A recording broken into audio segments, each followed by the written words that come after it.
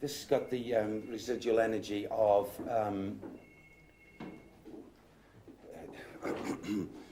the word secrecy. Really? Yeah. Now, what does that mean, Sam? It's like you've got at times an individual spirit person, a male, who comes up here, and it's like as if it's the only way I can put it, even though he's in his spirit body, he wants to just rest up. Rest up. You're saying he just wants to rest up. Who's he? I feel it's the name John. John? John. John who? Can you give me a surname with that?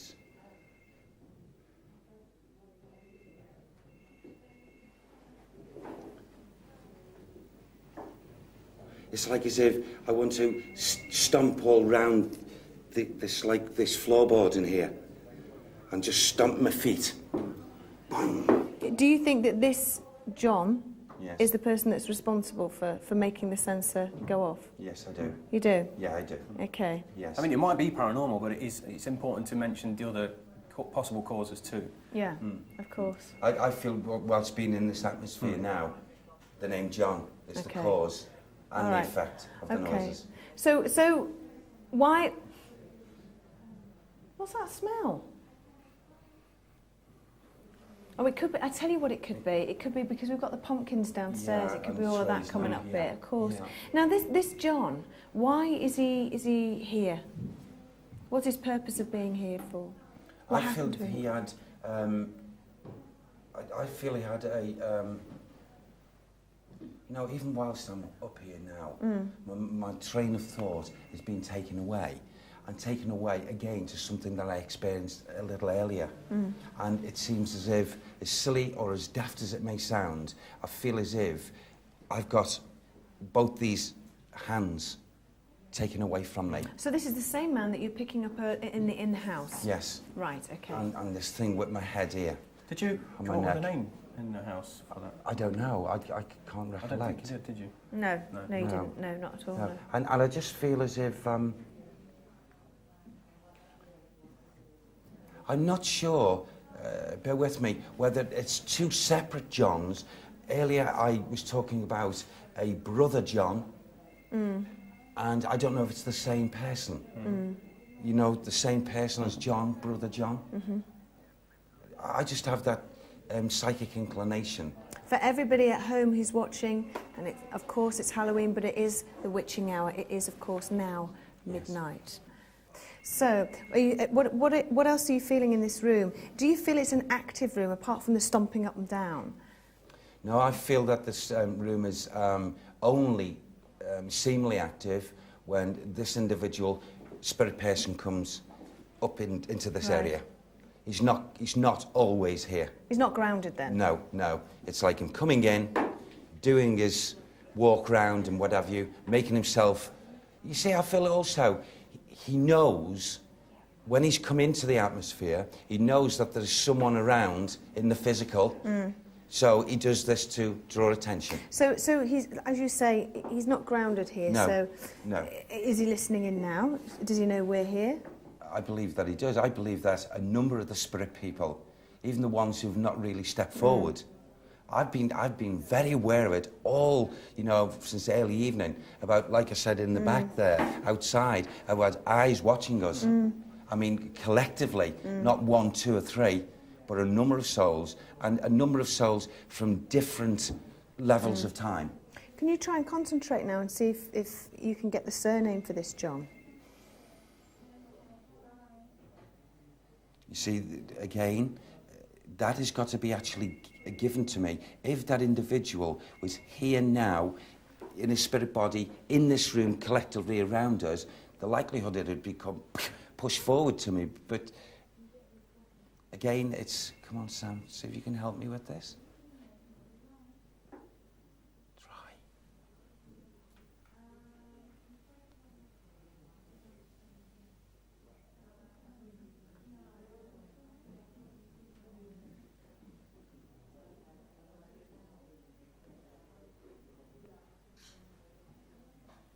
It's still I'm still not getting that, Ivy. Okay, well, maybe before the end of the programme, keep trying. Yeah, I will. And see. I will. Yeah.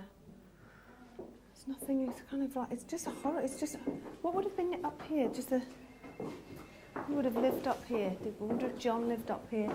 He may have had strong connections with this actual room. I don't think it's a place where they sort of kept, like, provisions and stuff or something like that. Maybe a storeroom or something like that. Yeah. It's hay or something. Maybe, you know, the name John was responsible for doing things up here. And But, this is why he but retains. you're saying he had his wrists cut. Again, I'm saying that I'm getting these wrists cut and my head seems to be taken away as well. And then, like, hurriedly being either taken and like, buried or something covered up. And I just get that energy with him. Right. And I feel maybe this is why he is coming in to the atmosphere, because he's like, you know, he's in a spirit body now, but like a slight torment of the manner in which he was like, He went over. Right, okay. You know, it's a torment to him. Okay, all right.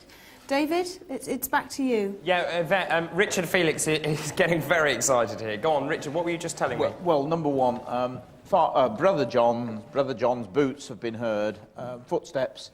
That's probably why Derek can't come up with a surname, because in those days, we're talking the 13th century, a lot of people didn't have surnames. He would just be Brother John. End of story, hence the fact that nothing else comes out. Sir Arthur Conan Doyle actually did something rather nasty here with a Ouija board and got this rather nasty ghost figure, dismembered, no hands, no head, that was buried outside the walls, and this figure said it wanted to be reburied inside the sanctuary here. Now, the reason it's still haunting is because it's dismembered, its body wasn't whole, so its soul also would not be whole, and on the day of judgment it would be condemned to eternal damnation, hence the fact it's still haunting. And how easy would it be for Derek to have found that information out and then just incorporate it into, as Matthew calls it, what did you call it? Role play? Oh, role play.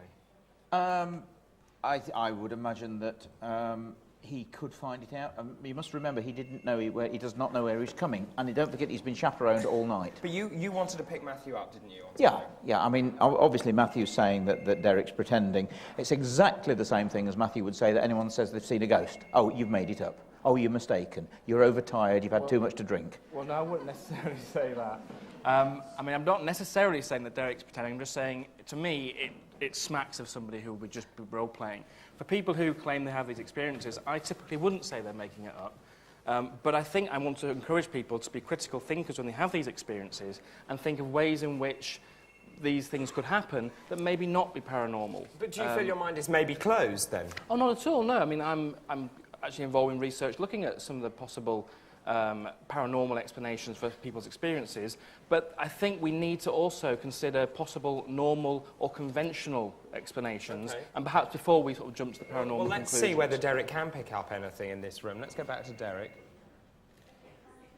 Now, he's at the top of this Well, room. we're here in the Domus. We've decided to come down here and see if actually, if Derek, I know everybody's here, but it'd be interesting to see if you actually can pick anything up in this particular room.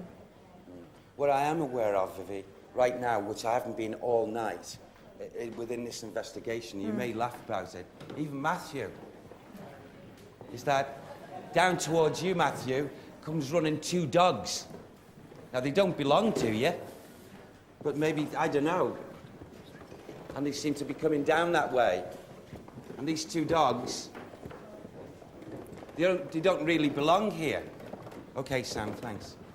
What do you think to that, Matthew? Can't see any dogs myself. Okay, you'll feel them when I come down. Let's hope they're not going to be real dogs. They're nice again, dogs. Let's turn the lights down. Let's turn the lights down. Let's have a little bit of darkness in here, I think. Okay? Okay. We'll turn the lights down. If anybody feels anything at all, I don't know if you have been feeling anything in here, let us know, okay? Has anyone anybody felt someone anything? brushing across the You legs? have? Yeah. What have you felt? When you were in the main house, somebody it was as if somebody put their hand and just, you know, somebody strokes your hair. It was just like that, just a stroke of my hair. And I take it you're a believer? Oh yeah, definitely. Yeah. Okay. Yeah. Anybody else feel anything? Who said that? Where are you? Who said yeah? Oh God, it's paranormal again. You see, I'm hearing voices now. Derek, are you picking anything up else? Anything else? No? So those dogs, you picked up the dogs earlier on. Will you say, Yes. are they in this particular room all the This time? when I was there, very aware of the dogs coming into this space. The two dogs were the same breed. And these dogs are, I call them 3/4 in height.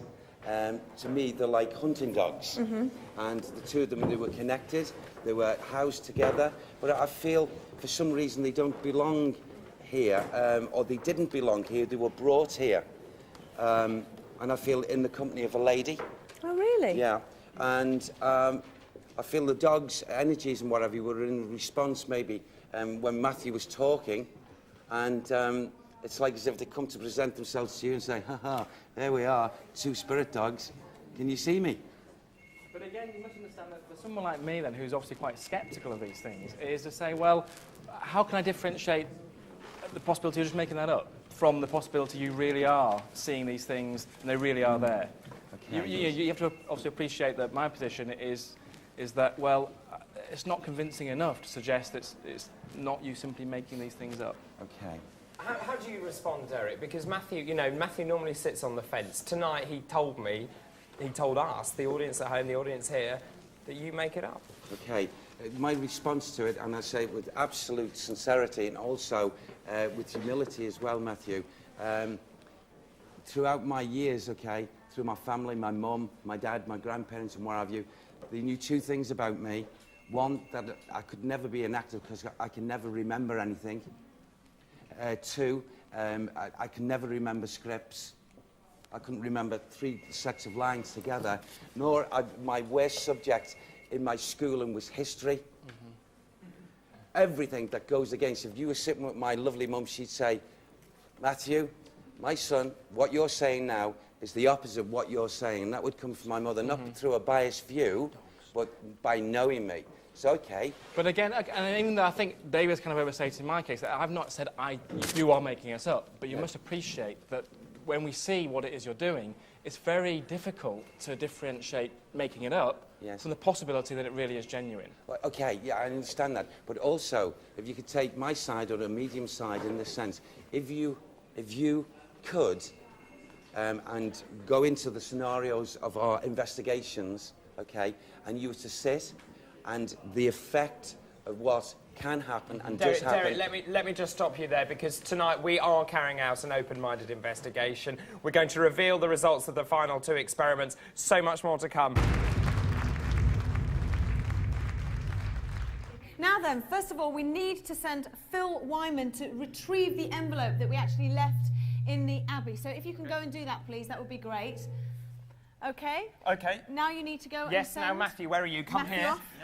You've put the shuttered object over there, haven't you? Yes, in the church. Can you go and retrieve your object? Do not show us what it is. Okay, then. Go and get Okay, it. Give them a round of applause, please. Yeah. Whilst they go to get it. We're going to reveal the results of those 2 experiments very, very shortly. Right, now the first of those, if you remember, Derek here came up with the name of someone who he believed was the killer of the person buried in the Abbey grounds. We put that name in an envelope which was sealed and signed. Now, you at home have been calling in with all your names. Let's go to Julian. Julian, what are the front runners? Well, the top of the list there you are. is Tyler. Yeah, hi, David. Hi, everyone. So dark. It's so dark. Top of the list is Thomas, undoubtedly on the calls. There have been other names, but that's the number one name. That's Okay. it. Yeah, that's it. Okay. Thomas, And okay. here we are, the All envelope. right. Do you want to hold that? Now, do you want me to open this now? Okay, let's open it and see what Derek put down here. Okay. Matthew, can you see what's been written? Where's Matthew? Oh, he's not. No, he's in the he's not back church. yet. He's not back yet. Oh, yes, he's coming back. Okay. Matthew, there's the name that Derek Okay. made. What do you make of this? The name from our audience, the top name was Thomas. This has come out as Brother David. Well...